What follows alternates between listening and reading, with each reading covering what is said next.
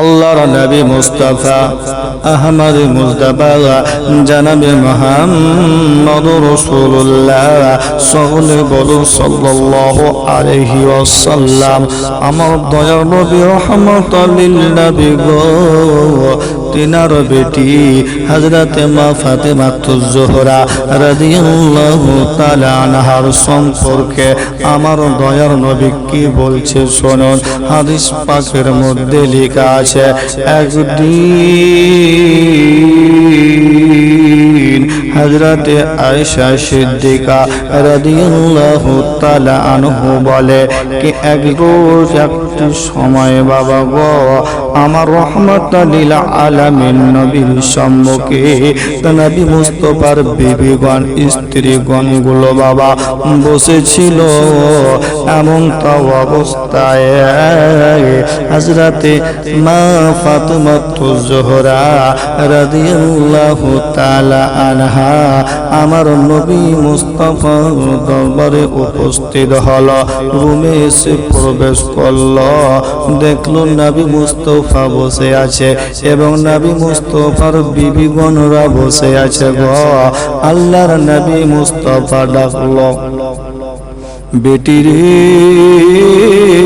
ও বেটি ফাতেমা রে মা আয় আমার কাছে আয় রে মা আমার কাছে একটু বস রে মা। হযরত মা ফাতেমাতুজ জোহরা রাদিয়াল্লাহু তাআলা আনহা আমার নবী মুস্তাফা ডাকলেন আর আমার দয়ার নবী মুস্তাফার পাশে গিয়ে বসলো। বসার পরে আমার রহমাতুল লিল নবী গো হযরত মা ফাতেমাতুজ জোহরা রাদিয়াল্লাহু তাআলা আনহার কপালে বাবা একটি চুমু দিল। চুমু দেওয়ার পরে আমার নবী মুস্তাফা হযরত মা ফাতেমাতুজ জোহরা রাদিয়াল্লাহু তাআলা আনহার কানের কাছে গিয়ে বলল এমন একটি কথা বাবা যেমনি বাবা এই কথা বলে কানের কাছে বলল তখন হযরত মা ফাতেমাতুজ জোহরা রাদিয়াল্লাহু তাআলা আনহা বাবা হাওমাও করে কাঁদতে শুরু করলো। চোখের পানি যেন ফেলতে শুরু করলো গো। এই কান্না হযরত আয়েশা সিদ্দিকা রাদিয়াল্লাহু তাআলা আনহা তিনিও দেখতেছে কি এমন কথা আমার বিশ্ব রাসূল বলল এবং কেন বা মা ফাতেমাতুজ জোহরা কিসের জন্য কান্না করলো। বেরাদার এই কথা জানতে বলে হযরত আয়েশা সিদ্দিকা রাদিয়াল্লাহু তাআলা আনহা বাবা দৃশ্যগুলো চোখের সামনে দেখছে। তারপরে বাবা যখন হযরত মা ফাতেমাতুজ জোহরা বাবা যখন কান্না থামে না হাউমাউ করে বাবা কান্না করতেছি, তারপরে আমার দয়ার নবী রহমাতুল লিল নবী আমার পুনরায় হযরত মা ফাতেমাতুজ জোহরা আল্লাহু তাআলা আনহার কানে আবার যেন কি একটি রাজের কথা বলল। বেরাদার মিল্লাতে ইসলামিয়া যেমনি বাবা কথাটি বলার পরে হযরত মা ফাতেমাতুজ জোহরা রাদিয়াল্লাহু তাআলা আনহার যেন মুখে চোখে যেন হাসি ফুটে উঠলো বাবা গো। যেমনি হাসি ফুটে যাওয়া বাবা চোখের পানি বন্ধ হয়ে যায়। হযরত মা ফাতেমাতুজ জোহরা বাবা হাসতে শুরু করলো। এমন হাসা হযরত আয়েশা সিদ্দিকা দেখলো বাবা। যখন হযরত আয়েশা সিদ্দিকা রাদিয়াল্লাহু তাআলা আনহা বাবা তার হাসি দেখলেন তিনি বুঝতে পারল নবী মুস্তাফা এমন কোনো কথা হয়তো বলেছি যার জন্য হাসতে শুরু করেছে। আমার দয়ার নবী মুস্তাফা বাবা গো সেই ঘর থেকে যে হুজরা থেকে বেরিয়ে চলে গেল। যাওয়ার পরে হযরত আয়েশা সিদ্দিকা তার বেটি মা ফাতেমাতুজ জোহরা রাদিয়াল্লাহু তাআলা আনহাকে কাছে ডাকলো, বেটি আয় রে বেটি আয় কাছে আয়। হযরত মা ফাতেমাতুজ জোহরা কাছে আসলো আর বলছে বেটি রে আমি দেখলাম আমার নবী দয়ার নবী মুস্তাফা এমন কি কথা বলল রে বেটি, যার জন্য তোর চোখের পানি বেরিয়ে গেল, যার জন্য তুমি কান্না করছিলে রে বেটি। কি এমন কথা বলেছিল বল রে বেটি, আমিও শুনতে চাই আমার দয়ার নবী কি এমন কথা বলেছিল রে বেটি। এমন কথা বলা জানতে চাওয়া হযরতে মা ফাতেমা বলে, আম্মি জান, আমার আব্বার গুপ্ত কথা আমি কারো সামনে প্রকাশ করতে পারবো না, কারণ এটা আমার আব্বা হুজুরের কথা। বেটি রে, এমন আমার দয়ার নবী মুস্তাফা এমন কথা বলল, এমন কি রাজির কথা বলল, যার জন্য তোমার মুখে হাসি ফুটল রে বেটি। এই কথাটা কমসে কম শোনা, কি এমন কথা বলেছে বেটি রে। হযরতে মা ফাতেমা তো জোহরা বলছে, আমি জান, আমার আব্বার গুপ্ত রাজ কথা আমি প্রকাশ করব না, আমি বলবো না।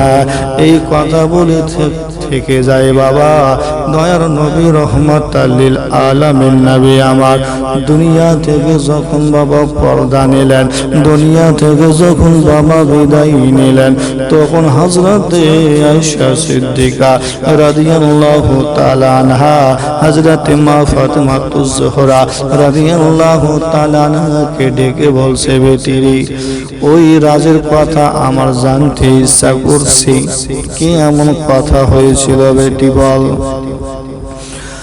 হযরতে মা ফাতেমা তুজ-জোহরা রাদিয়াল্লাহু তাআলা আনহা বলেন, ও আমার আম্মি জান, তাহলে শুনুন, আপনাকে আমি বলেছি আমার দয়ার নবী রহমাতাল লিল আলামিন যখন পাশে ডেকে চুমু কপালে খেয়ে যে প্রথম কথাটি আমাকে বলেছিল, যার জন্য আমার চোখের পানি চলে এসেছিল, সেই কথাটা হচ্ছে এই কি আমার নবী মুস্তাফা বলল, বেটি রে, আমি আর পৃথিবীর জমিনে আর বেশি দিন নাই রে বেটি, আমি দুনিয়া থেকে আর চলে যাব। তো তখন আমি জিজ্ঞাসা করেছিলাম, কেন আব্বাজান? তো আমার আব্বাজান বলেছিল, বেটি রে, হযরতে জিবরিল আলাইহি ওয়াসাল্লাম আমার কাছে এসেছিল এবং হযরতে জিবরিল প্রত্যেক বছর কোরআন খতম করে, কোরআনকে দৌড় করে, তখন ওই বছর বাবা প্রত্যেক বছর হযরতে জিবরিল আসে আর কোরআনকে খতম করে যায়, দৌড় করে যায় রে বেটি।